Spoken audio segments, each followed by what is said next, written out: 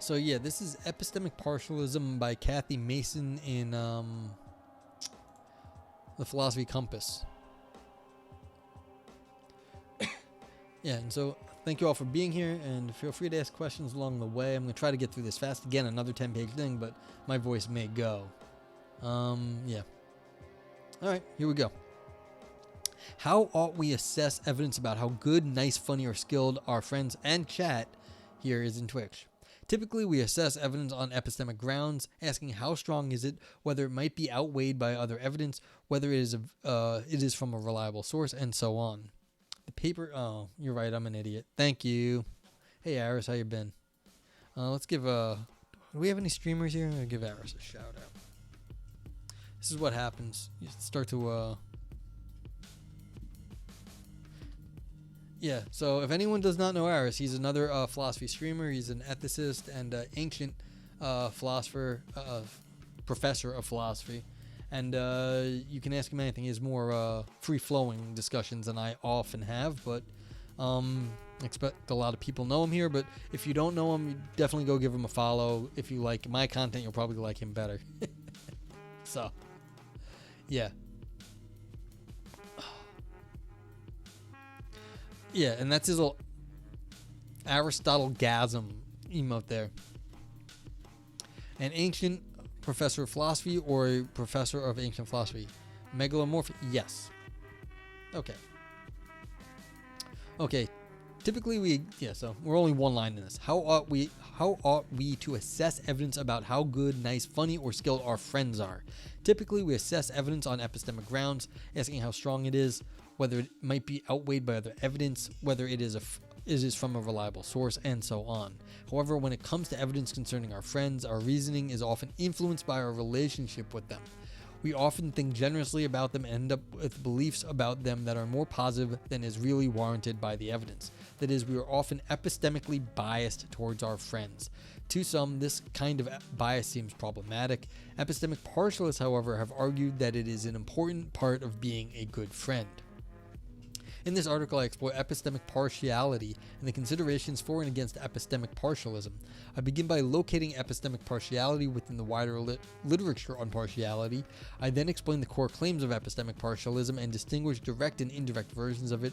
I then examine some of the considerations in favor of epistemic partialism concerning one's friends. Following that, I explore some ways in which skeptics about epistemic partiality have responded. I finish by suggesting some avenues for further discussion. Okay, so are my friends better than your friends? Yes, they are. Are they smarter and clever and better looking? Yes, they are. And that's how it is. But my chat is smarter and better looking and cuter than all the other chats on Twitch. And so that's just the way it is. Okay, non-epistemic partialism. The moral standpoint many have thought is an impartial one. From such a perspective, my personal relationships, my tastes, are irrelevant.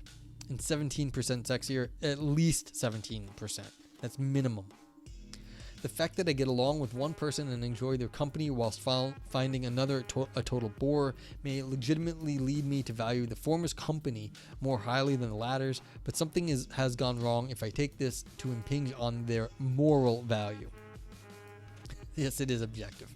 Such considerations find no footing in the moral perspective. Similarly, the duties that arise from within this perspective are universal. They apply to anyone who is relevantly situated regardless of one's personal ties. What makes saving someone from drowning morally good has to do with the value of human life, for example, not with anything specific to any personal relationship. How can it be objectively true if there is no objective reality? No, there is no objective reality. There is objective sexiness. I'm only making the claim about sexiness.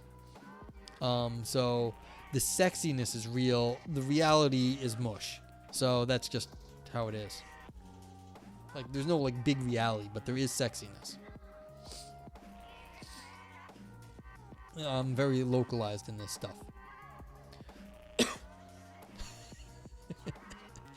You have to learn something, Megalomorph. I can make up whatever metaphysics I want. I don't care. Like, if I want sexiness to be the most objective thing in this universe, I can argue for that.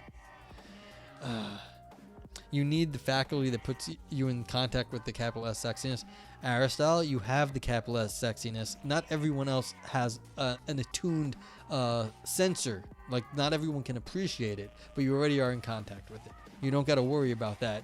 You just got to find some people with a better, some better sensing of the sexiness. That's all it is. Okay, so this impartial attitude where it's like, yeah, if morally you're supposed to treat everybody like, that they have value. So you're not partial to people that you just happen to be near, but like any human death is supposedly bad. So this impartial attitude, which often characterizes moral deliberation, could not be further from the attitude which we generally take towards our friends. We typically care much more about our friends than about strangers, even strangers who are more accomplished or altruistic than our friends. From the embedded human standpoint, we are partial. We care about some people much more than others, and we typically take ourselves to have good reasons to behave differently towards friends than toward strangers. A good friend will help their friend when they are in need and be emotionally moved by their triumphs and setbacks. One doesn't typically have a duty to give feedback on a philosophy paper merely because it would be helpful to the author. Oh, fuck no, that takes way too much work. For instance, because one might think that if the author is one's close friend, the case is somewhat different. Being a good friend to them might require that one helps them out. Please keep it English, but yeah, in chat, because I can't read it. But I mean, I know that's Greek, but I don't have any idea what you're saying if it's not English. With S-E-N, what I don't. Ada. It's all Greek. Yeah. But yeah, I'd appreciate if the chat's all in English, because that's all I can moderate. Yeah, they exactly, Frank. They did just say that. You can tell this is a suffering philosopher. They're like, please read my papers. I need feedback. They literally did just say that. That's what they said it is to be a good friend, is that they help feed other people, their friends' papers. Okay. There is then a kind of tension here. From the one point of view, the duties we have are importantly impartial, whereas from the other, we are thoroughly partial and also subject to partial duties. What should we do about this tension? One response would be to hold that given the unarguable importance of the impartial standpoint, it must be the dominant one. Insofar as our partial practices cannot be accommodated within the impartial point of view, they should be rejected. William Godwin, for example, suggests that if one were able to save only one person from a burning building, one ought to save the person whose life has the highest impersonal value, even if the alternative were saving a loved one. Partial considerations, he suggests, have no force when measured against the weight of impartial ones. What magic is there in the pronoun my that should justify us in overturning the decisions of impartial truth? My brother or my father may be a fool or a profligate, malicious, lying, or dishonest. If they be, of what consequence is it that they are mine?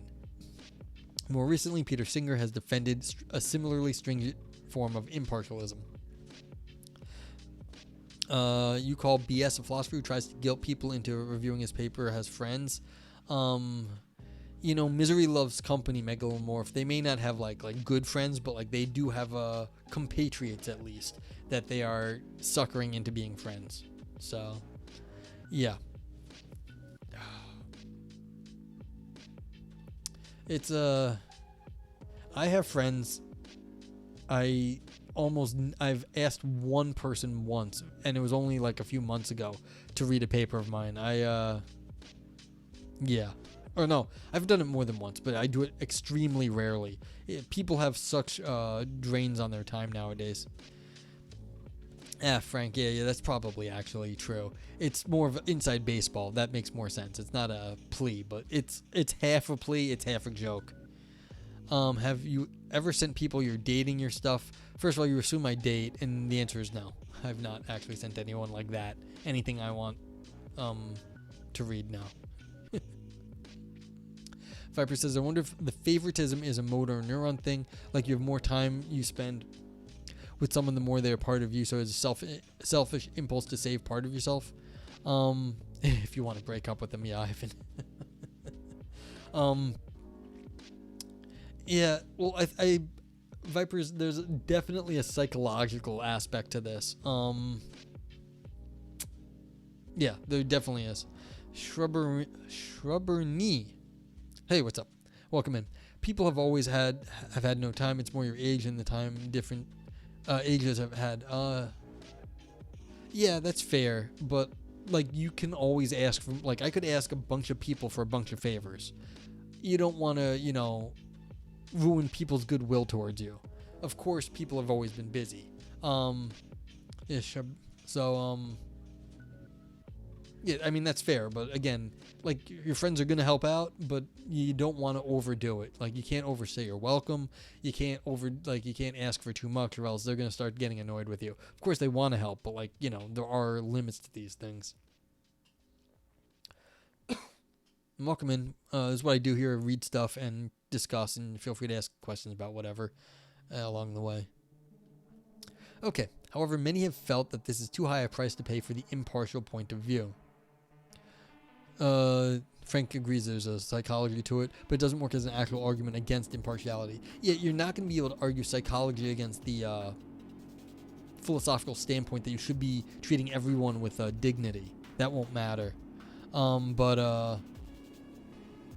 Yeah. So, but like again, there's definitely gonna be a psych aspect to helping out your friends. Yeah, social currency is not a bad model. Yeah, exactly. It's like people, of course they can make time, but like you don't want to keep asking for that because they have lives of their own. Okay, if a conception of morality cannot accommodate partiality towards those we love, they suggest that so much the worse for that concept of morality, it should be rejected. Bernard Williams' discussion of saving one's wife, for example, is sometimes interpreted as giving us reason to reject impartialist conceptions of morality. In this case, we might use the seeming correctness of certain partial actions as a reason to reject an impartialist conception of morality. Others have sought ways in which to make the impartiality of certain aspects of moral thought compatible with some degree of impartiality compatible with some degree of partiality towards our friends. An adequate moral theory, it might be thought, must leave space for elements of both partiality and impartiality, and some have sought to make space within the impartial point of view for some partiality. Finally, some have suggested that the tension between the two points of view is not something that can or should be resolved. There is no point of view, they think, that does full justice to both. Instead, they have suggested that we are simply faced with genuine important norms and genuine valuable ideals which we cannot simultaneously live up to. The ideals of being a morally good person and the ideals of being good friends do not converge. Recently, the debate about partiality has been extended into the epistemic sphere. Traditional debates about partiality concerns how one might justify partial actions and attitudes or even have duties to perform them. Shaburni, is this a book or paper, and what does the citation look like? This is a research paper in a philosophy journal. Oh no, it did not come up. Is this the right one, or did I forget to do it? No, this is it. Okay, there we go. Yeah, no. The up Aris is that's for me to update. The paper is the one that does it. Thank you though for bringing it up. Yeah. So yeah, exclamation point paper brings it up. The this paper is called Epistemic Partialism. It's in the Philosophy Compass, and so it's this is a philosophy journal, Philosophy Compass. And this is generally what I read is published philosophy papers. This is basically a monthly journal, and they try to get accessible research published a lot. So that's where this one I think is probably a good place for me to read more papers from. I didn't really think about it, but if they have shorter papers, this is definitely a good place. So that's just where I get my papers. And the website here is called Phil Papers, if you don't know. This is basically a site which is like LinkedIn for philosophers, and it publishes all sorts of online... It's a repository for both philosophers and philosophy works. And so I usually read papers off of that. But that's usually what I'm up to. So there are book chapters sometimes uploaded, but this is a research paper in the journal Philosophy Compass, which does tend to publish a lot and try and make it a bit more accessible. But it's real research. It's not like it's crappy research. They're publishing research that should be a little bit more accessible, though. Okay. Yeah, so basically, have partial attitudes and actions, even have duties to perform them. But philosophers have more recently been interested in whether we might have reasons to have certain partial beliefs or partial belief-forming dispositions. Epistemic partialists suggest that being a good friend can require not merely helping one's friends out and caring about them, but also having positive beliefs about them, or a disposition to have positive beliefs about them. So like I might have to think my friends are better people than anyone else, even if I have no evidence for that. I have to think my friends are better people and like have a belief about them that is partial to them. Okay, for the purpose of this paper, I will speak of epistemic partialism as a phenomenon within friendship, as this has been the focus of the literature. However, many have thought that non-epistemic partiality towards one's partners, children, and those with whom one has other loving kinds of relationship is also permissible, and for similar reasons. Okay, epistemic partialism. Epistemic partialism, as I mentioned above, is the view that the general and justifiable partiality which we show to our friends often rightfully extends into the epistemic domain. Good friends, that is, care about one another and help one another out, but they also typically think well of one another. Most of us would be disappointed in our friends if they failed to be there when we needed them, but we might also be disappointed if we found out that they thought badly of us. We'd be hurt if they thought we were boring, unkind, or ungenerous, for instance. One can be a good friend to someone, partialists suggest, not only by helping them out when they need it, but also by having generous, positive beliefs about them. More specifically, epistemic partialists suggest that good friends sometimes count as such because they have beliefs about their friends that are more positive than is warranted by the evidence itself, and more positive than the belief they would form if they were forming a belief about a stranger, even given the same evidence. Sarah Stroud and Simon Keller proposed the canonical form of epistemic partialism. Stroud writes in a way that fairly summarizes Keller's view as well. Friendship involves, if not a blind spot, at least less than perfect vision where your friend's sins and flaws are concerned. The good friend's set of beliefs is to that extent necessarily out of kilter. As a good friend, your belief set is slanted. You actually believe your own spin. Yeah, you're drinking the Kool-Aid. You think your friend is like great even if they're not. And so this is the like rose-colored glasses, as it were. So is that a bad thing? I guess the question is. Yeah, see, I think you might be right about Ivan. I don't know about you, but Vipers might be onto something. A lot of times, philosophers write about stuff they don't have because they want, and so this may be a person begging for like forgiveness here. I doubt it, but like a lot of these people might actually feel bad, and then they are actually doing it. I doubt it, Pink Lady. I think this is just a fun topic. That's more likely. That's why they wrote it. But I will say, a long time ago, early on in Philosophy Roulette, and this is a while back, I was reviewing a paper, and I was like, this person is angry.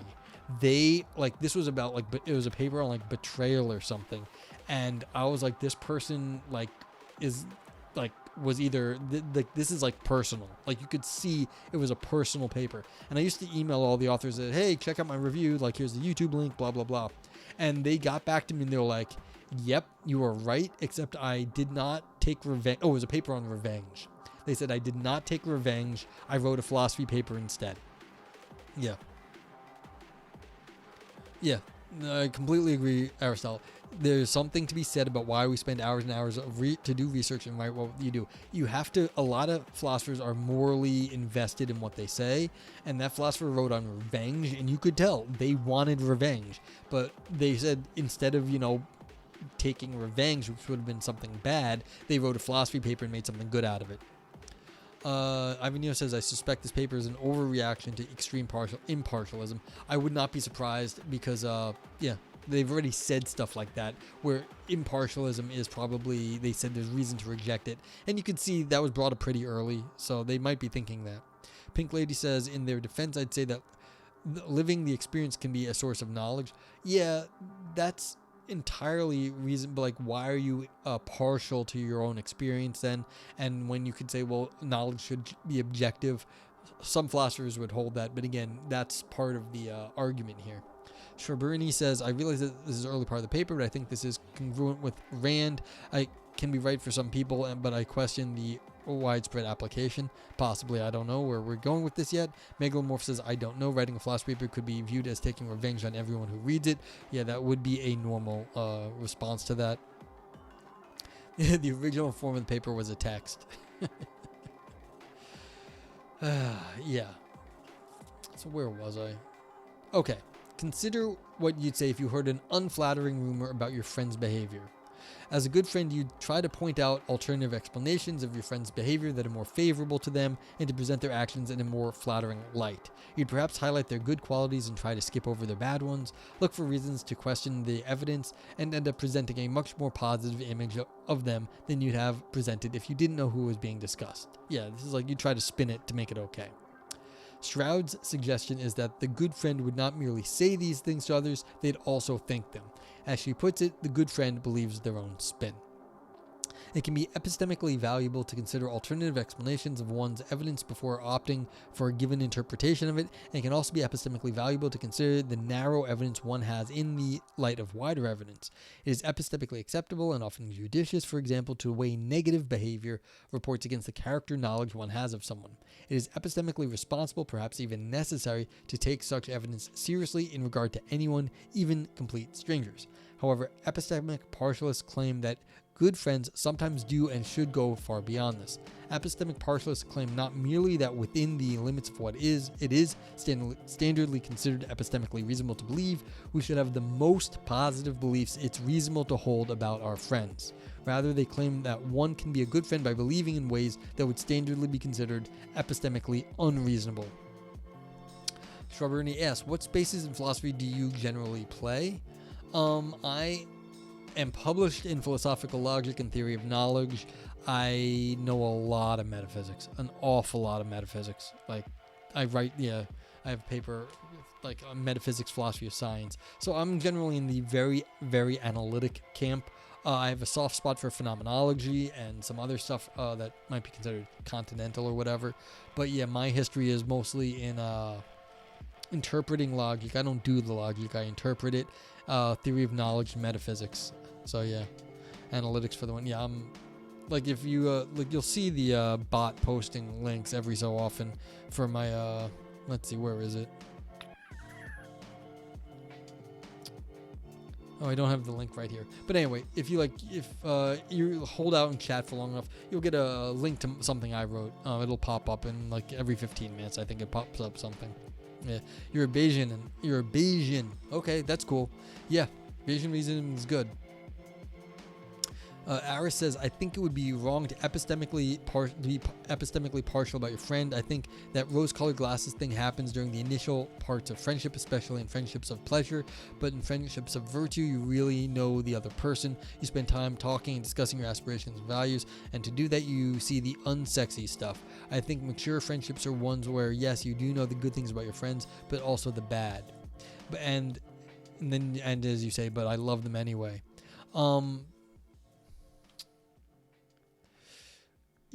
I think that is, I mostly agree with you, but I actually think it's not quite right. It's one of those things, the more you actually know about somebody, the more you're going to be able to find wiggle room. And so it's like, yeah, you're going to know the good and the bad, but by virtue of knowing so much more about the way they are, it's in some sense, you're always going to have a better, you're always going to be able to give them a better perspective. And so there is no objective thing. Yeah. What do I think about the DIKW hierarchy? I don't know what that is off the top of my head. Frank Big Time says, but love them anyway, partiality. I think Aris meant, and of course he can't explain himself, you can love them, but you don't really think of them as different. You can love them, but you love them for their flaws. Data, information, knowledge, wisdom. I don't know what, I'd have to know more. See, I don't know enough. Okay. I know those words. I know something about those words. I don't know what the hierarchy is like there. Like, is wisdom at the top or something? And then like, what would the relation to knowledge be, then to information, then to data? I don't know. Like, I'd have to have a lot more understanding of the structure of the hierarchy. So I don't know, like, I have nothing to say until I understand the kind of hierarchical structure that it is. Okay. Yeah, I mean, those are good questions. Yeah, exactly. Those are excellent questions. I have nothing, like, we could get into, like, what my opinions are on, like, some of the stuff. I have no good definition for wisdom. That's just, like, yeah, that's what everyone wants to have, but, like, there's no, like, easy way to, if I could just tell you what the wisdom was, I would tell you, and, like, then you could tell me, and then we'd be done. We'd all be wise. It doesn't work like that. I can tell you lots of information. I'm doing that right now. And, like, the data is, of course, being transmitted over the wires. You can put data in the wires. The information is sort of like structured data. But, like, these are easy definitions. I don't really have, like, anything, like, super smart to say unless you want to get into, like, talking about what knowledge is. And you can go read my published work on it in that case. Aristotle says it's morally partial but not epistemically partial. Yeah, I got that. Like, you can make... Okay, that's a good way for the way Aristotle was thinking about it. All right.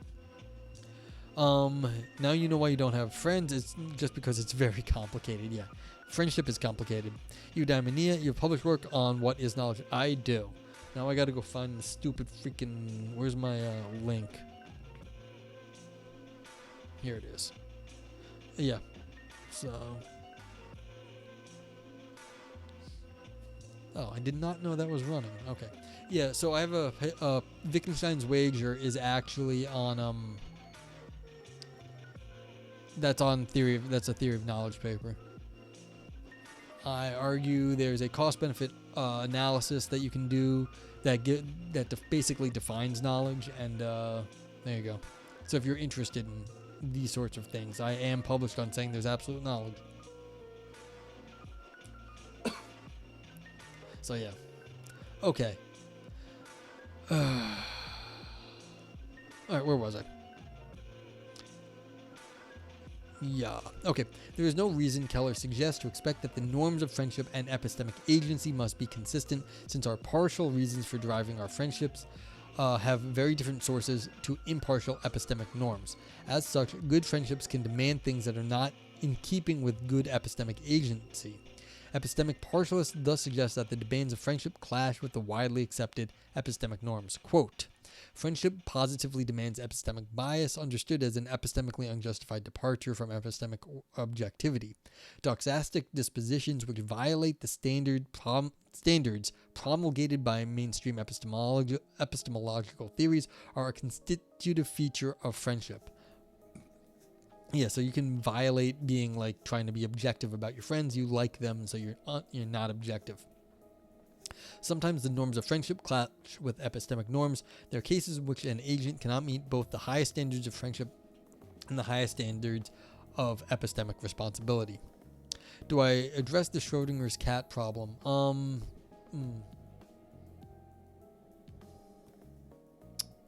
What do I have to say about Schrodinger's cat? The question is, like, is the cat alive or dead? No, I think I'd say that. I think I'd say we can't know. I'd classify that sort of thing as not knowledge. It'd be something that would be a scientific sort of regularity, but I'm not, like, quite, oh, you're a particle physicist? Okay. I have a very to get a strong sense of knowledge, I have a very restricted sense of stuff. So the idea that it's, like, alive or dead or whatever, I would say that doesn't classify as strict knowledge. Granted, it'd just be probabilistic sort of thing. Now, the probabilities you might be able to know, but, like, whether or not, like, that in that any one instance, if it's alive or dead, it's like, I don't know. No, I don't know. Okay. Frank Big Time says, I do think a friend having a higher expectations of me makes me a better person to live up to those expectations. So maybe this is describing a positive sum game. Interesting, could be. Eudaimonia, an absolutely unknowable state. Yeah, I mean, that may be the way the world is, but it's, like, a very complicated, I mean, that's like knowing something about the world and a high level of uncertainty that there are unknowable things in the universe, which is basically saying that physics is over, that this is how the world is right now, is the way it's always going to be understood forevermore. And so I have a problem with that because I find that kind of it's saying we know an awful lot right now that like physics is just going to end and like this is how it's going to be. So do we know that there's an absolutely unknowable state at the moment? That's a very hard statement for me to back because I can't say that there'd be like we know something is new. Well, Ivan, if you're a particle physicist, you got to know like this could change. Like physics in 200 years is not going to look like physics right now. It's like there's all bets are off for like physics in 500 years. I mean, in philosophy, like physics has been going on for way longer than 500 years, and philosophy is, thousands of years. You can go back to like the logic of Aristotle or something. So it's like, yeah. Shrubberny says, would you agree that data is everything that is the world, and would you say that other parts are 1.x.x from that? No, I don't actually think that's a fundamental way. You can, if you are looking at the world in terms of data, you can do that, but that's already a mindset I don't think is a fundamental mindset. So like, yeah, if you're looking at stuff in terms of data, yeah, I don't think that's the best way of looking at the world. I'm much more on the philosophy side than on like the information science side about stuff in that case. Frank says, if we all deceive ourselves that our friends are better, our friends will all become better. Yeah, I mean, that's kind of like if they're good people, maybe. Are you a wave physicist when you're not chat? All right, that was funny, Vipers. Okay, now you're in particle theory. Now you write code, as do a few people in chat. So, yeah. Okay. Yeah, I have a lot of trouble saying like physics is just gonna be done right as we know it now, because every time that has happened, physics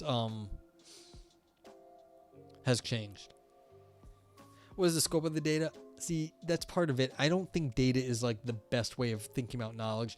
I'm very much a more hands-on person, so like what the world's made up is like objects and things like that, things we talk about. Abstracting away in terms of data is it's an abstraction to me. And so you're immediately starting with an abstraction. I don't think that's fundamental. I think that's not the right way to think about the world.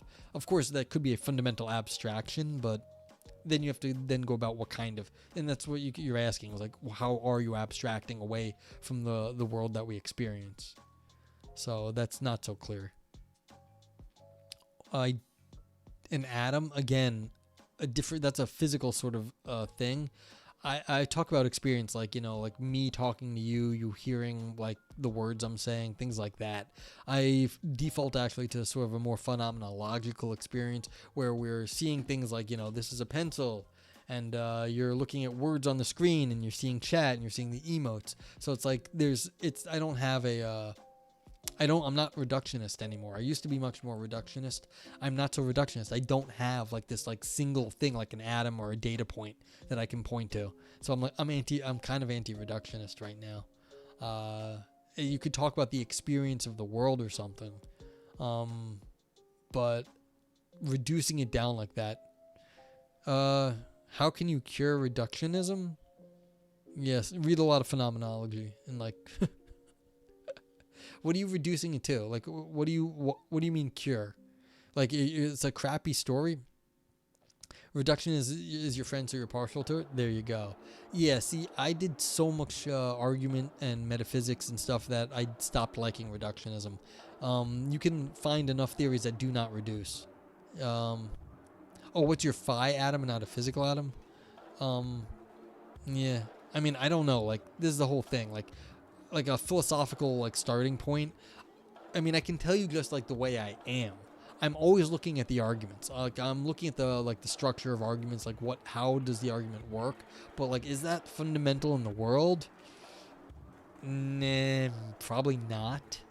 But like that's how I sort of like break everything down. Like I said, I don't have a philosophical starting point. I'm just looking at arguments and usually tearing them to pieces, or attempting to. Yeah. It's like, that's all. Pink Lady says, my first problem with reductionism is that I think you can always divide and divide and divide and never end the process. Yeah, I mean, that's always a thing. Like, it always seems like you can get smaller and smaller. Ontologically, Ivan, non-foundationalism. I'm not a foundationalist, first of all, my epistemology. The closest thing is hinge epistemology, but that's still wrong. And which is kind of pseudo foundationalist, but I'm much more ontologically, like, I don't think we actually can break everything. Like, I don't think it makes sense to break things down, like reduce them down to like other things. Yeah. So it's more like there's fundamental experiences. So like, yeah, we have experiences of the world, but then we start like abstracting or reducing away from that. And I find that to be the wrong reaction if you're actually talking about what is the fundamental experience of our world, like what is consciousness, what is our experience. Then it's like you can do that, but it's going to color the way you analyze things depending on the kind of abstraction you're making, reduction being a kind of abstraction, or anything else. So this is Ill-Advised Records. It's dark lo-fi hip-hop, eudaimonia. And they have the DMC safe stream beats. That's the specific thing. So if you go to their channel, the YouTube, they have a whole channel. I really like a lot of this guy's stuff. I try to support him. Like, I've bought things from his shop just because I play it on stream all the time. So, not Lauren, but not so far off either. Shrubberny says, I find that data being the world can be the case and not be a reductionist in that way. Well, I can only tell you I find that reductionist because I don't know unless you mean something other than data something different than data than I mean. Like the way data is, it seems very like kind of like an abstraction, and I find that you're always abstracting away from the experience of reality, which is not going to be just data. Like, I don't know what that data is actually. So no matter whatever you call the data, there's always going to be more in your experience than whatever you can talk about. So it's like, I don't know what you mean by data then. So data not being an abstraction. Yeah, but like, do you really think you get all the experience in your data? Like all of it? Like the experience of like, is your data conscious like you are at that point? Ivan Neo says, I think a lot of confusion is induced because people do not realize that neural networks are abstracting machines. They are the connections between particles and abstractions, at least in implementation. So no, Shrubberny just got a flat no. That's cool. Yeah, I mean, that's the thing. Ivan Neo, it's like, well, you're defining your mind in terms of abstracting machines. It's like, sure, but is that all your mind is? Is that everything there is to our consciousness? Pink Lady notes that data needs to be interpreted also. So like, this is the thing. Yeah, not only is there data, there's also interpretation, and things get complicated. So yeah. So it's like, yeah, if Shrubberny thinks you get like a certain kind of data in, and that is what the world is, and then that's a kind of idealistic view that you are getting the world is giving you the exact data that you need, and then there's going to be some interpretation there, but the world is just giving you the correct abstraction. And that's kind of an idealistic point of view, which is fine. It's kind of like the Husserlian thing where you're getting the noema. We were talking about this a week or two ago, where you get a sort of a packet of data, a structured data, and then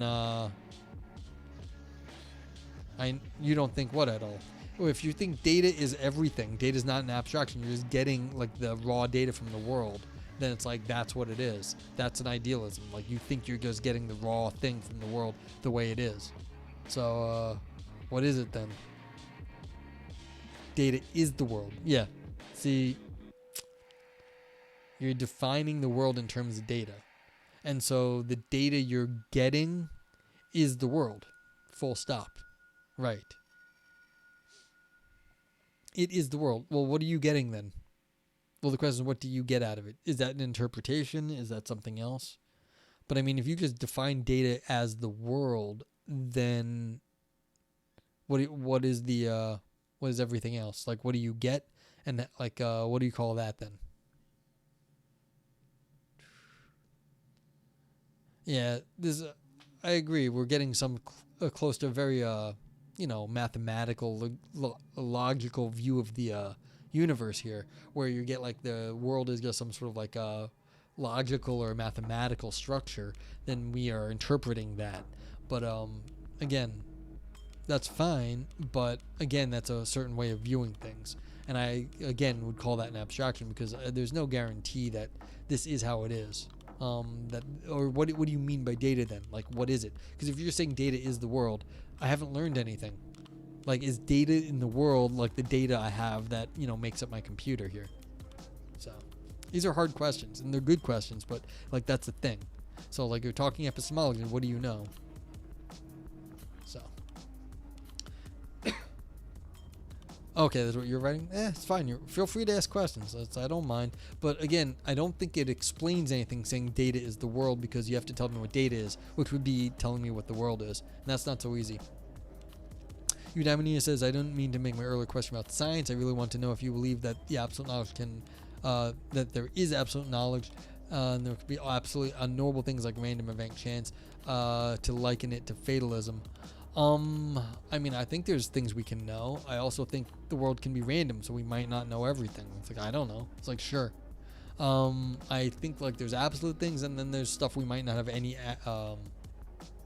things that we won't know. I don't believe in the principle of sufficient reason. So, like, there might be things that are, like, inherently don't have any good reason in our world. I don't know. I find the principle of sufficient reason to be excessive metaphysics. So, like, why do I think there's always going to be a good reason for stuff? I have no I don't have any reason to believe that there is, and so it's like I can accept. I have no problem accepting that things could randomly happen. Thank you. Oh, you like my take on PSR? There we go. Ivan Neo says it's very elegant to say the world is just a structure, but I am not sure the question is well formed. Quantum mechanics is a counterexample to the principle of sufficient reason. Yeah, so again, like, if you think things are fundamentally probabilistic, as in quantum mechanics, then you're going to have trouble because then there will be things that you just can't know because they are fundamentally probabilistic. So, yeah. I don't know why you get fatalism out of that eudaimonia. Fatalism would say everything is basically determined and you just can't change it. But, like, the idea that we would know it or something, yeah. So, it's like, yeah, you need determinism for fatalism most of the time. So, I'm not entirely sure. You'd say Copenhagen is a counterexample. I'm a many worlds guy. Okay. How would I explain what is the case? In general, shrubbery, or like about something. Like, I can explain plenty of little things like what is the case. Like, I am now showing you a quarter in the US because I'm holding it up with my hand. Like, explain this. Like, I did it. I can pick stuff up. Like, there. I picked it up and I did that. And so, what do you mean by explanation? What do you mean by what is the case? I can go on all day, like, talking about explanation. I have gone on all day talking about explanation. But it's like, you think I need to reduce this to some theory of science or, like, something firing in my brain. I don't need that kind of explanation. I can show you something because I wanted to do it, and that's all I care about. Like, hey, here's a quarter. See the quarter? There it is. Like, fine. And that was the case. I showed you the quarter because I wanted to. I gave you an example of what it is, what is to explain. Yeah. As in Tractatus 1.1.1. Are you going to make me go grab my Tractatus out? Is it in here? You have to understand something, Shrewberry. I deny that the world is a world of facts. I get off the bus, like, immediately on the Tractatus. The world is not a world of facts. I deny that the world is a world of facts. If you want to go, like, pull in, like, Wittgenstein. Like, Franken... Is it, like... Hold on. It may literally be right there.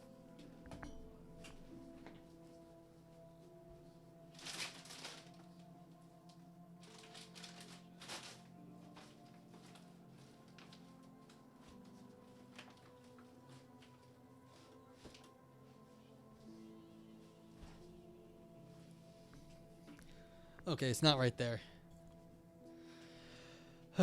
Yeah, Wittgenstein changed his mind later too. That's right. Yeah.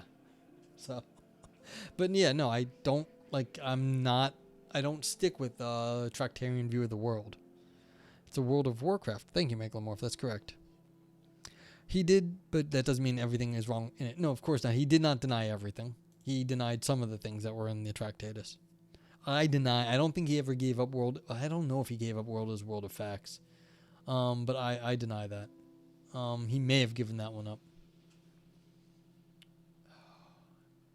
It's hard to pin down exactly what he gave up at certain points. Okay. Anywho, feel free to ask more questions, but I'm going to try to get through this before, we're about halfway through this. So let's try to get through this. Okay, epistemic partialists then believe a combination of two claims. First, they think that friendship can demand some kind of positive epistemic bias in favor of our friends. Second, they think that this positive epistemic bias is epistemically impermissible according to the standard epistemic norms because it goes beyond what is in keeping with the evidence itself. Well, I'm thinking if I can describe something as not a fact. I mean, it's not so easy, but again, the process of description itself might be the limitation of what we're doing. Is that an experience? It is a fact that I'm thinking of this. Yeah, you can describe a lot of things, just because you can describe things as facts does not mean that's how the world is in a fundamental way. That may be something about how we describe things, but that is not always, that may not mean the world is like that. That may just be how we describe things. Whoa, halfway there. Whoa. Living on a chair. Yeah. Yeah. My brain is in a jar and I'm a solipsist go. So you've been thinking all the things I've been saying, Eudaimonia? That's a good one. Okay, more generally, there are two ways in which a positive epistemic bias towards our friends might be realizable, leading to two distinct variants of epistemic partialism. Direct partialism is the idea that friendship can provide direct reasons for believing one way rather than another. Epistemic partialists sometimes claim that the fact that there is someone is one's friend can be a direct reason to form a belief about them that is more positive than the belief to which evidence points. This is at times suggested by Keller. Indirect partialism, on the other hand, is the idea that friendship can provide us with reasons to cultivate positively biased doxastic dispositions. These, in turn, will generally yield positively biased beliefs. This is suggested by both Stroud and, at times, by Keller. It is worth noting here how this parallels with wider debates upon non-epistemic partiality. Here, as with non-epistemic partialism, epistemic partialists note that people do in fact tend to be partial and argue that this is a good thing. However, epistemic partialists do not suggest that we should necessarily reject impartial conceptions of epistemology as a result, nor that epistemic partiality might in fact be compatible with our extant epistemic ideals. Instead, their line of thinking is parallel to the final suggestion outlined above, namely that they suggest that there is conflict between two legitimate values and ideals here, which may be irresolvable at the general level. Okay. One sec.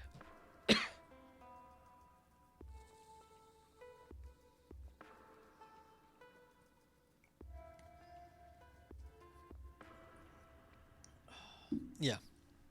I mean, yeah, you're a good friend chooser. Therefore, your friend is excellent. Yeah, so you've got definitely stuff. Random question from Megalomorph. Should friendship be a symmetric relation? If you think someone is your friend, but they do not think you are their friend, can they really be your friend?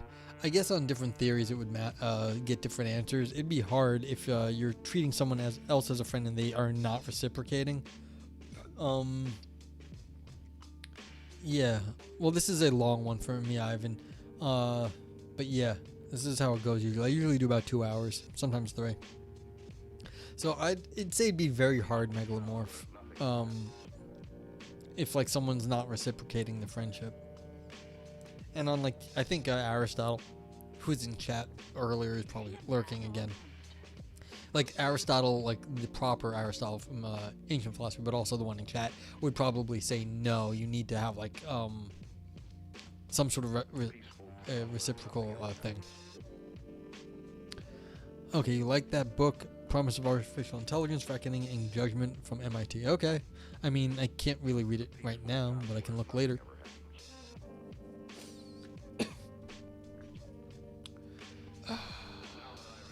Alright, I'll take a look at it. Like I said, let me copy the link real fast. I mean, I don't have time to read another book at the moment, sadly. So that's part of it, but yeah. Let's see real fast. Okay. Okay, well-reviewed book. So, cool. So Aristotle, the chatter says, friends of virtue for Aristotle have to be between equals, or it's very hard if you have different amounts of money, honor, or really anything else. Friends see each other as other selves, and they share everything in common. Yeah, so under that theory, not going to happen, Megalomorph. Other theories might be a little bit more easy on that, but probably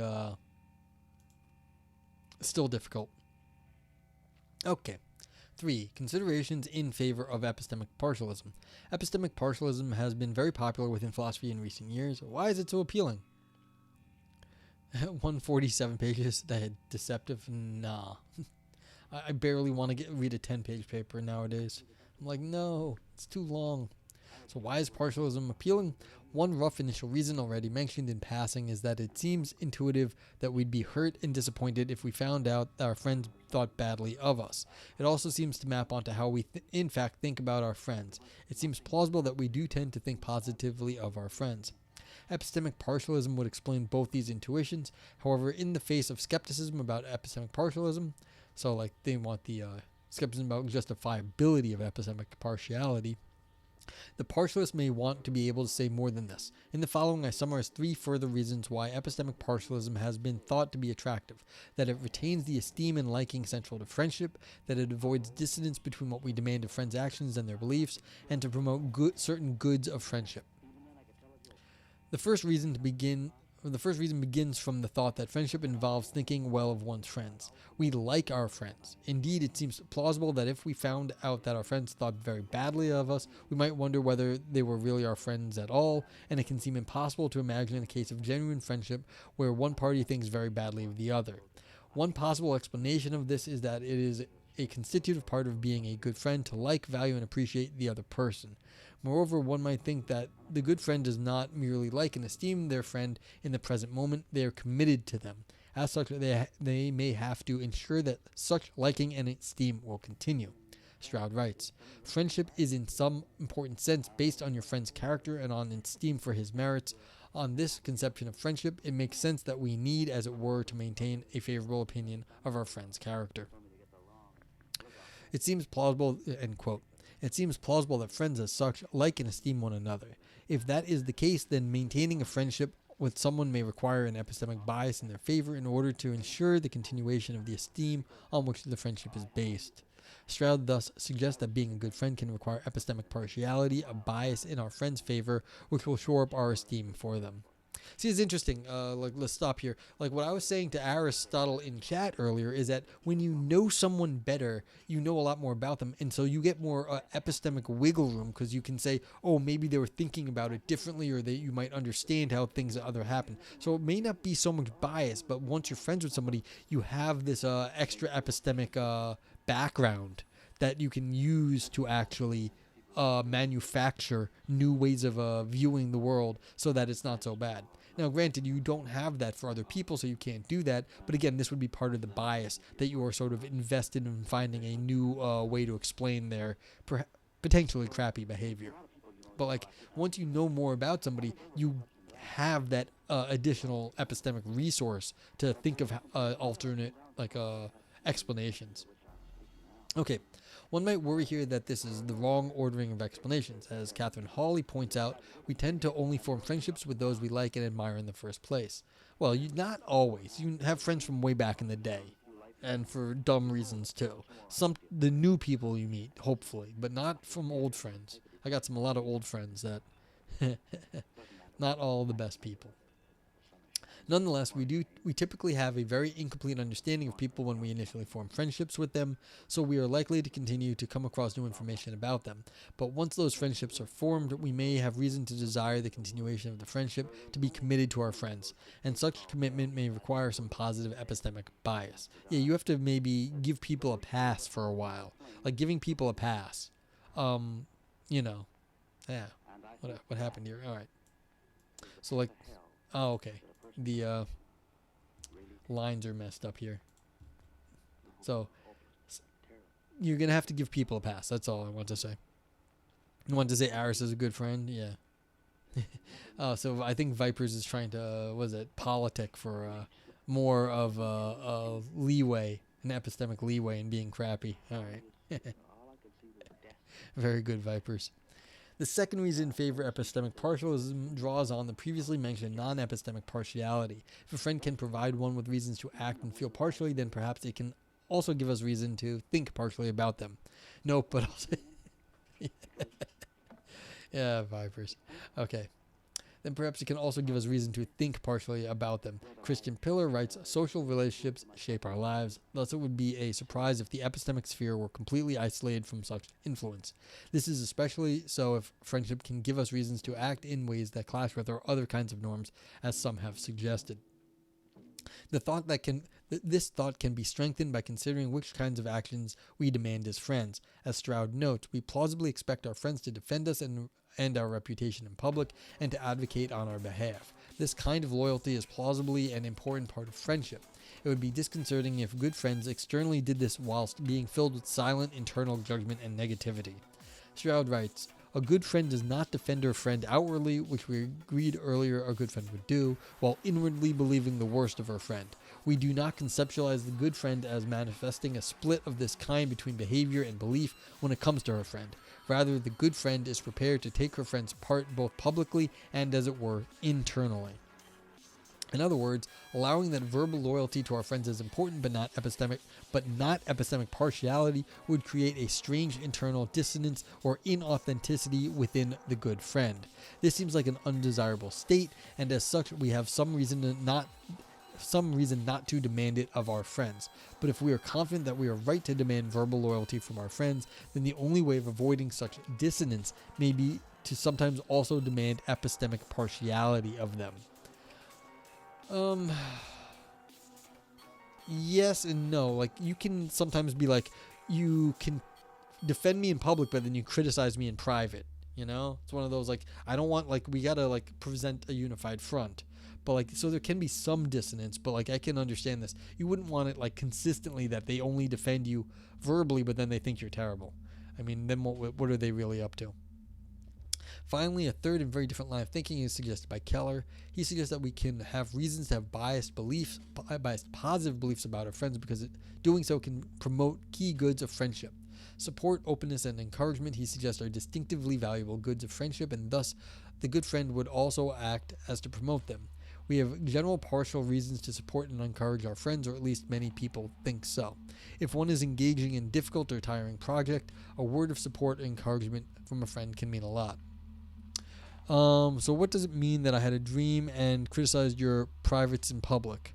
I don't know. I'm not a dream interpreter, Vipers. Just you keep being you, Vipers. You keep it up. Keep something up.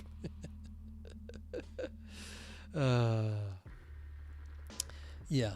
I once told someone in a dream and they like interpreted it immediately and they were like, oh, sorry, both my friends are psychoanalysts. Both my parents are psychoanalysts, they said. I was like, oh, okay.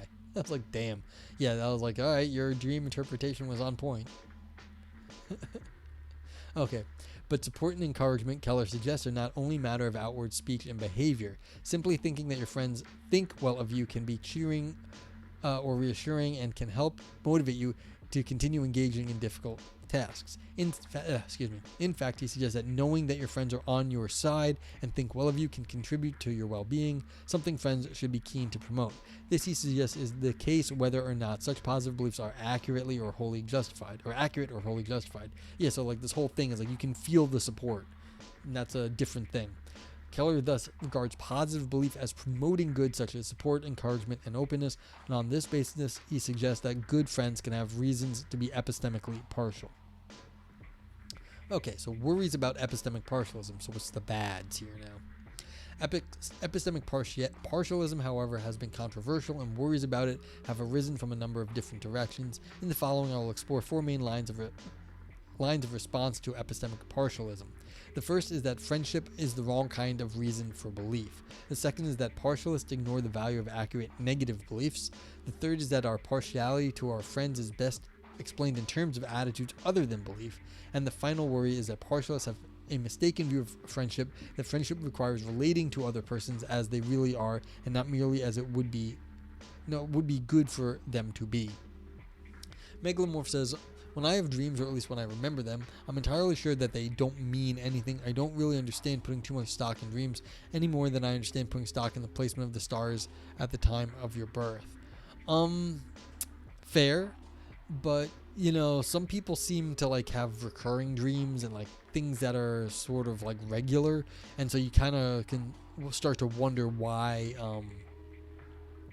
like certain things keep happening over and over and over. So it might be less like I suspect some people's dreams have things that like are more plausibly related to like their life more in general, as opposed to just random acts. I don't know.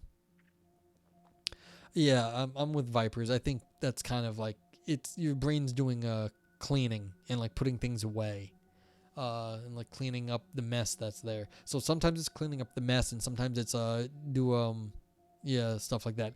Yeah, Megalomorph, I'm with you. Most of mine, almost all of mine, I could say, make very little sense, and I very rarely remember them. So, but like I assume, like, and most of it doesn't make sense. But I assume it's like stuff like it's just getting sorted out. You and Diamondita asks, have you ever had the dream in the infinite bathroom dimension where you can't find a suitable place to take a leak? Nope, never had that one.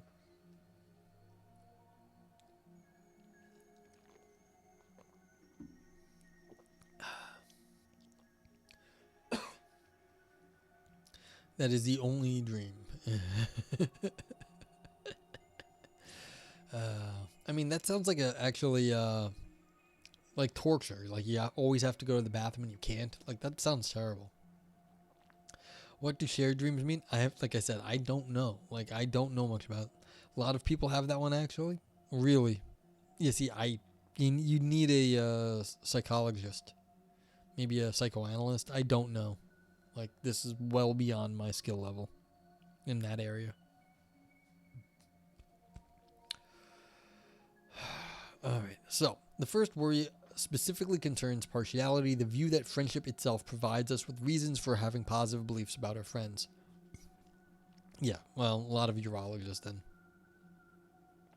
One possible problem with this is that friendship seems to be the wrong kind of reason for the resultant beliefs. Evidence provides a reason to believe that something is the case, but friendship does not, and in of itself provide any evidence of positive features in our friends. Yeah, like just because they're your friends doesn't mean they have any specific features.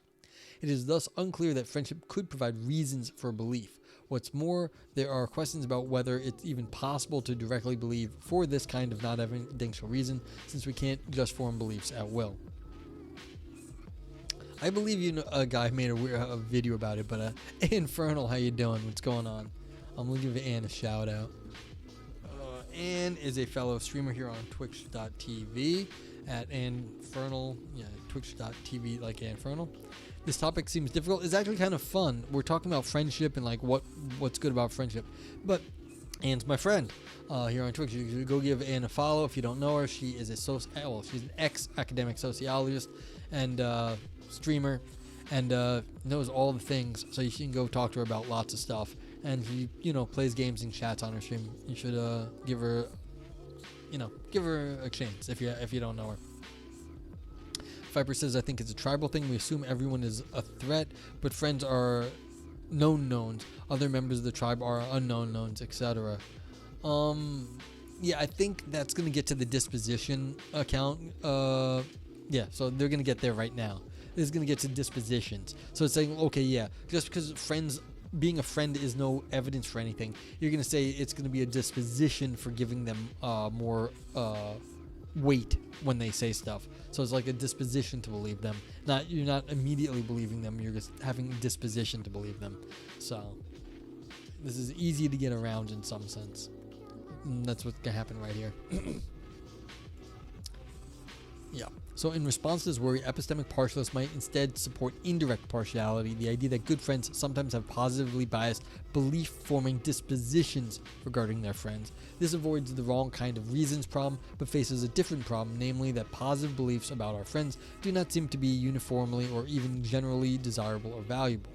There are many instances in which having an accurate negative belief about one's friends can be important in order to recognize when they are struggling and need support, or in order to offer them reliable advice. General dispositions to think positively about a given friend would not be suited to distinguishing between the situation in which such beliefs are desirable for their friend and those in which they are not. But at the level of dispositions, we are unable to pick and choose whether or not to be positively biased. But it is far from obvious that a generic positive bias in any given friend's favor would be overall desirable.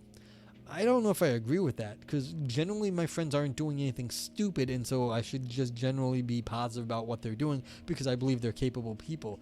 Yes, it would be bad if I did that all the time, but like you just gotta be careful. But the idea that like you could be just generally supportive of your friend because they're, you know, smart and capable, that seems okay. But like, yeah, I don't know. The idea that like, of course, when they're struggling and need help, it's like they might say something. Hopefully they would have enough faith in me to ask me for help if they need something from me. But, you know, I should reach out if I think they're in trouble. But like, yeah, should I always be positively biased? No, but like generally positively biased in their favor, it might not be so bad. Okay. Thirdly, some skeptics about epistemic partialism have suggested that our partiality to our friends is best explained in terms of attitudes other than like, okay, so if I didn't explain this well enough, Anne, if you're still here, basically how much like faith do you put in your friends in terms of like what they're up to in terms of like knowledge? Do you just believe your friends blindly? No. But like, should you be partial to like believing your friends more than like other people? Maybe, and that's what this partiality is, epistemic partialism. So how much should you just give extra credit to your friends versus any other person? Okay, once these other attitudes are taken into account, they suggest the partialist's case for thinking that specifically that our beliefs about our friends must be positive looks much weaker. Okay, so attitudes other than belief. So that's what we're talking about in terms of attitudes other than belief. So if it's not belief, then it might be weaker. Attitudes like trust and hope, for example, do not depend on outright believing in the hoped for or trusted thing. Hopes in and for one's friend's success, for example, may seem to express care for them and commitment to them just as much as, or perhaps even more than, outright beliefs that they will be successful, and one can trust those whom one has less than full belief in. In fact, Jolly Moore suggests that even certain kinds of anxiety about our friends can be part of being a good friend. Okay, this makes sense. So maybe it's not just believing in them, but like hoping and like trusting them. Like there's more fine-grained things that are more important, actually. Finally, some skeptics about epistemic partialism have suggested that it goes wrong from the start by accepting a mistaken view of friendship. Friendship, these skeptics suggest, importantly involves relating to the other person as they really are. It requires seeing the other as they are and loving them for who they are. We want to be seen by our friends, to be loved and accepted for who we are, not ignored in favor of a positive fantasy. Mason thus proposes the conception of friendship in which it inherently involves knowledge of the other or a progressive movement towards knowledge. Friendship is an epistemically involved, knowledge-involving state. Such a conception of friendship, she suggests, rules out the possibility that acting epistemically irresponsible could make one a better friend. Dormandy similarly suggests that having an accurate view of one's friends and loved ones promotes an excellent love for them in which one is appropriately responsible to them. Yeah, see, these seem like what Aristotle in chat was saying before, an Aristotelian point of view where you have to understand the person fully because like that is like you understand them like you understand yourself. So then once you have an accurate view of yourself and your friend, then you can be friends, like proper friends. Okay.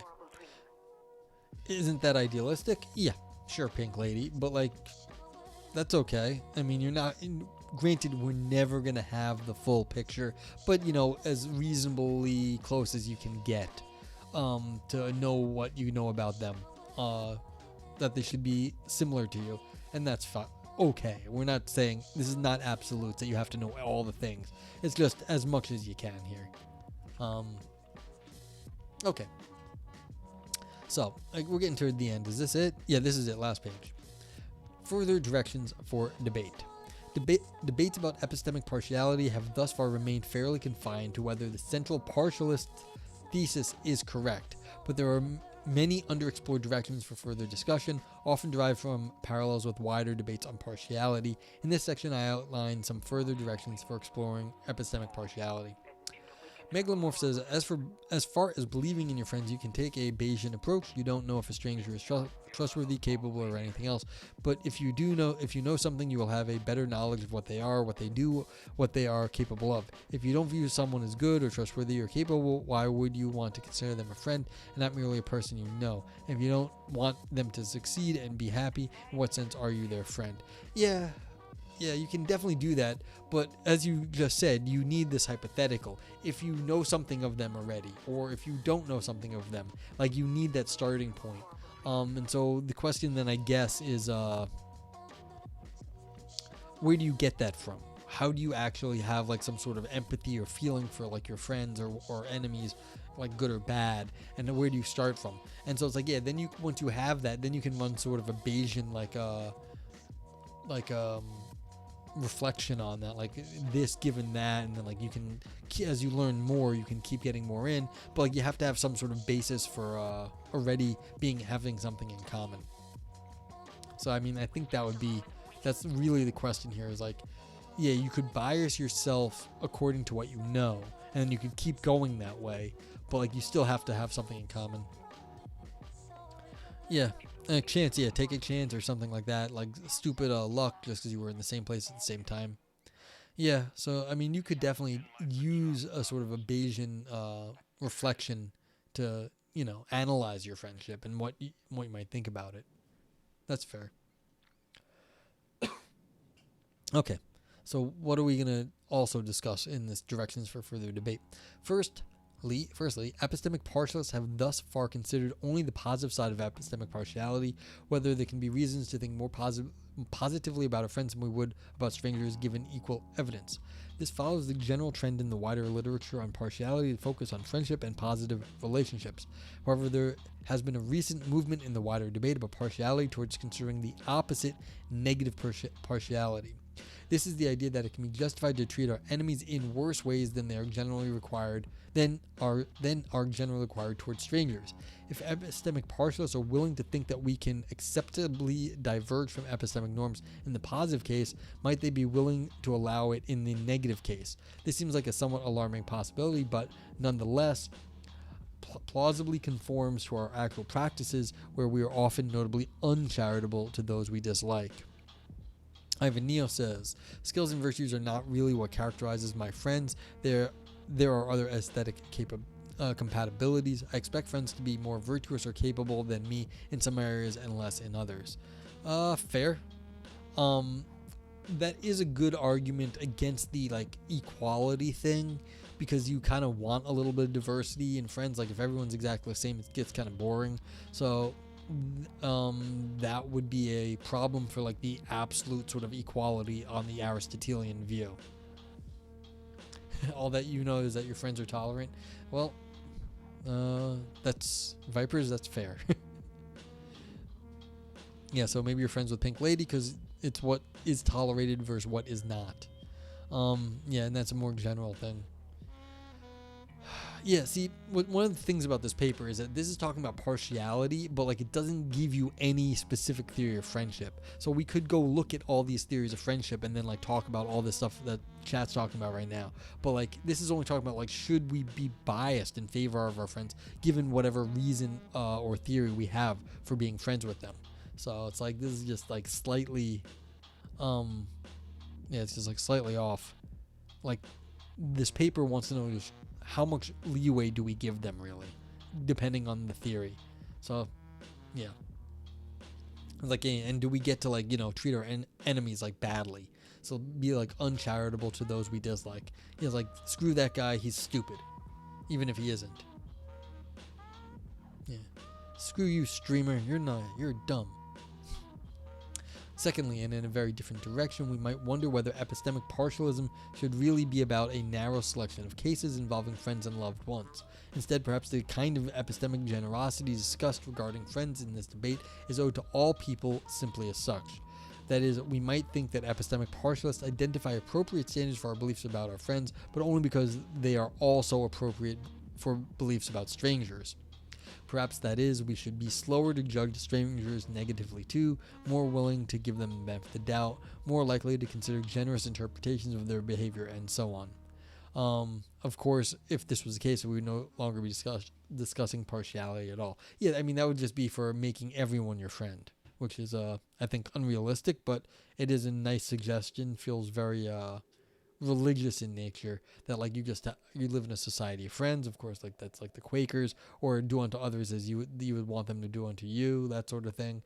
But that's a universal, of course, not like just for your friends and family. Okay. J2 Thurl. How do you even define friend in an objective sense? Well, there's a bunch of different theories. We had the Aristotelian one is like he's got a few different. Aristotle has a few different. We had someone in chat who's actually an expert. We can. The first person on that list, Aristotle. He's a professor of philosophy. He teaches ancient and ethics, and so it's like he can give you the Aristotelian definition. It's basically someone who's very much like you, that is you get along with, and like basically there's a whole bunch of stuff, but someone you see yourself in and can be happy for their successes, because it's like another one of you that is doing things like that. So as much as you understand yourself, you can understand someone else that's like you. And so like if you understand yourself objectively, you can understand something about yourself. You can understand that if you were in the position that they were in, that you could be happy for them when it does well, and you can feel sad for them when they have something bad happen. But like that's how you can define like friendship, is in like someone that you identify with and that you feel sympathy for, and they feel the same for you. So there's other theories, of course. We can look that up if you can look it up if you want, but like it can be done, and like more or less objective things.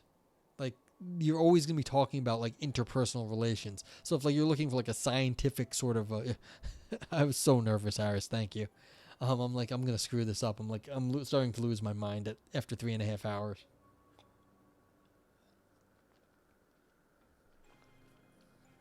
But like, yeah, so it's always going to be these interpersonal things, but that doesn't mean it's going to be completely opaque. All right. All right, so I'm trying to finish this up. Yeah, apparently everything is data. Okay.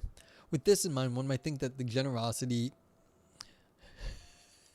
and philosophers get tired of talking about their thoughts. My voice started to go, and yeah, I don't talk all day. Like I just read this stuff, and no, I get tired of blabbing on, surprisingly. Like I don't want to talk after a while. Like no. So yeah. The time to shut up sometimes. Define being tired. I'm just going to end stream no outro, and you can find out. Okay, with this in mind, one might think that generosity of mind, which, well, to be more serious about it, tired is kind of like pain. I know my tired, you know you're tired, is my tired, you're tired. It's like, well, I can't feel tired for you, but I know exactly what it is. And if you felt tired before, I can tell you, my tired is kind of like that. So, Megalomorph can never shut up. It would be too great a loss for the world. I have a responsibility. Well, are you a streamer, Megalomorph? Because basically, the just chatting category is like hundreds of thousands strong of people that just can't shut up. And they need your voice, clearly. Okay, so with this in mind, one might think that generosity of mind, which epistemic partialists recommend in the case of friendship, is actually an ideal in all human relationships, or at least the default position. Preston Roeder, for example, suggests that having faith in humanity, faith in others' basic moral decency, is central to our moral lives, despite the fact that such faith may sometimes be epistemically unwarranted. If that's correct, a certain kind of epistemic partiality may be warranted towards everyone, not only towards those with whom we, share special relationships. Technically, I'm a streamer in math, but I haven't streamed in at least a month. Okay, cool. So, you stream them math stuffs. Yeah. And I don't really want to talk about philosophy a lot of times. You'd be surprised. Related, we might question whether the Positivity of epistemic partiality is as straightforwardly epistemically problematic as has been assumed. Jollymore, for example, suggests that whilst love does carry epistemic risks, seeing lovingly is also the only way to fully discern and appreciate another person's value. On this view, love is thus a way of recognizing certain valuable features in other human beings, and in this respect, it is extremely epistemically valuable. In important respects, he suggests love is epistemically desirable, though there may be no way of gaining the epistemic benefit of love without also taking on certain epistemic risks. Well, that's kind of interesting. It says no risk, no reward, so you have to, in some sense, be epistemically risky in order to get those higher rewards. No risk, no reward. So like you have to be more epistemically risky, and maybe friends or people you feel more comfortable with, so you can be more epistemically risky. Speaking of, is intersubjectivity the same as zeitgeist? As far as I know, no, Pink Lady, but like at the moment I can't give you a good definition of either of them. Like maybe for some people they do mean the same thing, but I don't think I think zeitgeist is wider, has a wider sort of feel to it. Like the general zeitgeist is like what many people are feeling. Intersubjectivity is more localized, but again, I couldn't give you a good definition. So I like this. Anyway, I like this paragraph right here. It's saying you don't have to think of it as love, but like basically you have to be risky epistemically if you want to gain extra knowledge, which of course is going to be you could also lose out and get yourself in a twist by believing the wrong thing or thinking the wrong thing because you believed somebody or thought about somebody in the wrong way. But okay. Finally, it is worth considering the political implications of this debate, which have been largely sidelined. Who we think positively about is clearly a question with political significance, but has been surprisingly little explored. Friedman discusses some political factors that complicate any defense of non-epistemic partiality, noting that any defense of general partiality will be a defense of the privileged, further privileging their already privileged friends. To those with egalitarian instincts, this may seem unpalatable. Epistemic partiality seems to risk defending something similar and thus reproducing worrying epistemic injustices. Can epistemic partiality be defended whilst avoiding epistemic nepotism? This remains to be seen. Oh, see, that's interesting too. It's like, okay, so if you always think Dear Leader is smart and like capable and so that, then you're always you're just gonna turn into fascists, giving the people at the top all the adoration, and everyone else is gonna be at the bottom of the heap. So you're just gonna treat them like they don't know things unjustly.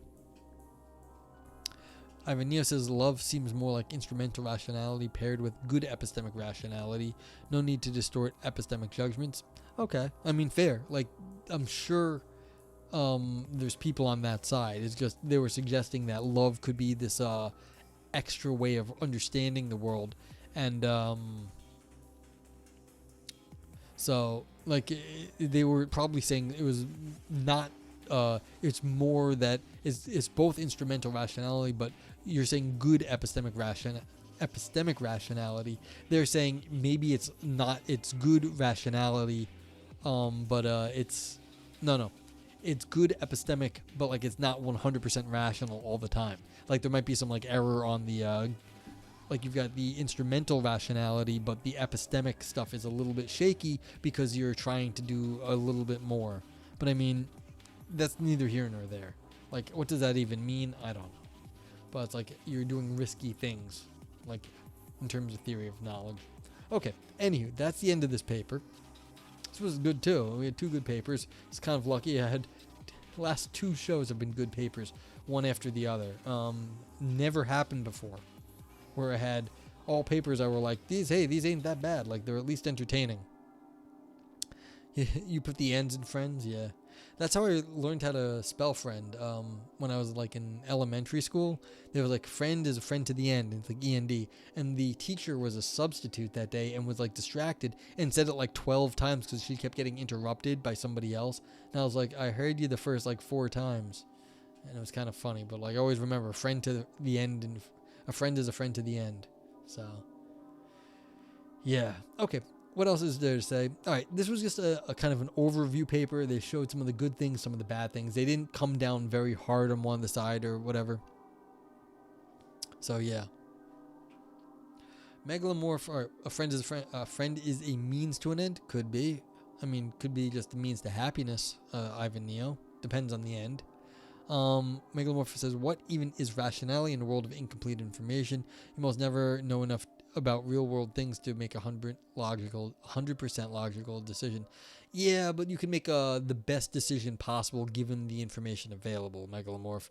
So it's like, yes, you may never have the right information, but you may still make the absolute best possible decision that is available to someone in your position. So, I mean, I think that would be the ideal rationality thing, is like you're making the absolute best move that you could in any sort of like game of knowledge or whatever else, and that would be like as best as anyone could do. Unless you get the god's eye view, everyone has like it's always a game of it's always a situation of impartial information, which is okay. Or not impartial, incomplete. Excuse me, I'm getting all mixed up from this thing. Anyway, I don't know if I have a whole lot to say. It's like, yeah, should you be partial? I kind of like this one thing where they were saying that there are other attitudes and other belief. Maybe in terms of looking at our friends, you align your hopes with them or your trust or things like that. And maybe that's another way of looking at this. And so you're not really being epistemically irrational, but you may be like... or epistemically partial. You may be, in terms of hoping, you may be partial for them and things like that, and maybe that's another way of doing it, but that also may seem a little circular, depending on how you define all these things. Boolean language and math are closest things to an objective truth. I mean, is Boolean language and math the one telling you that? Maybe you shouldn't trust those people or those things if they're the ones telling you it. Thank you again for the bits, Ivan. Let's see if the alerts are still working. Yeah.